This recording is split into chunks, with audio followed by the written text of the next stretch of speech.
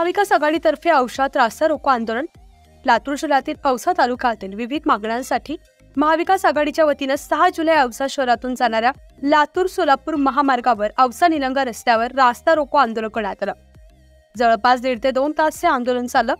या आंदोलनामुळे रस्त्याच्या दुतर्फा वाहनांच्या लांबच लांब रांगा लागल्या होत्या।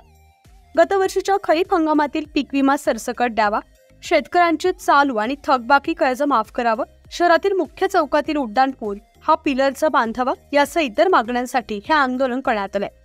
मागण्या मान्य न झाल्यास तीव्र आंदोलन करण्याचा इशारा यावेळी आंदोलनकर्त्यांनी दिलाय।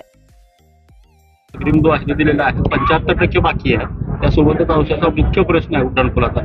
काय आंदोलन केले, कशा पद्धतीचे आंदोलन? नाही, अधिवेशन सुरू होण्याच्या पहिल्या दिवशी महाविकास आघाडीच्या वतीनं मान्य दिनकरराव माने साहेब असतील, आम्ही महाविकास आघाडीचे सगळेच नेते मंडळींनी जाऊन प्रशासनाला, मुख्य कार्यकारी अधिकारी नगर परिषद औसा आणि तहसीलदार यांना निवेदन दिलं होतं की औसा तालुक्यात दुष्काळग्रस्त जाहीर झालेला होता, आणेवारी 50%च्या आत होती आणि विशेष म्हणजे लातूरच्या जिल्हाधिकारी महोदयांनी 1/9/2023 रोजी म्हणजे 1 सप्टेंबरला हा अहवाल दिलाय की 21 दिवसाचा खंड हा औसा तालुक्यातल्या 8ही महसूल विभागामध्ये झालेला आहे, असा अहवाल दिलेला असताना पीक विमा कंपनीनं मात्र यामध्ये आणि आमच्या लोकप्रतिनिधींनी याच्यात न लक्ष घातल्यामुळे केवळ 6 महसूल विभागामध्ये त्या ठिकाणी हा अग्रिम मिळाला, तो पण अर्ध्या शेतकऱ्यांना मिळाला।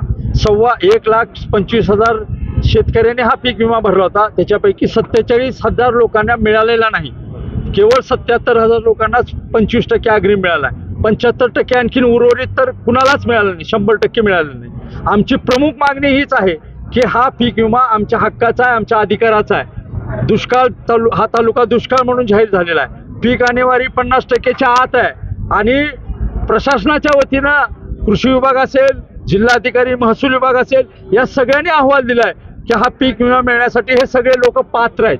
असं असताना आमच्यावरती हा अन्याय होतोय, त्याच्या विरोधामध्ये हा आजचा रस्ता रोको त्या ठिकाणी आयोजित करण्यात आलेला होता महाविकास आघाडीच्या वतीनं।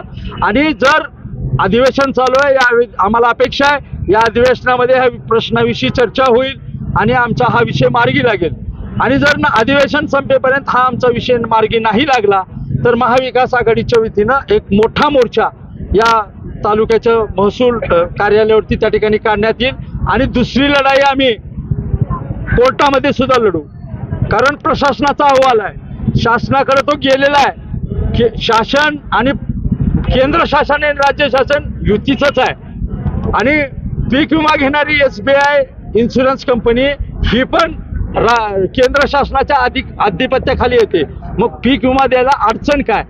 आमदार देखील सत्ताधारी पक्षाचे, असं सगळं एवढे जमेच्या बाजू असताना जर या तालुक्यातल्या लोकांवरती अन्याय होणार असेल तर त्याच्या विरोधात महाविकास आघाडी निश्चितपणाने आवाज उठवेल।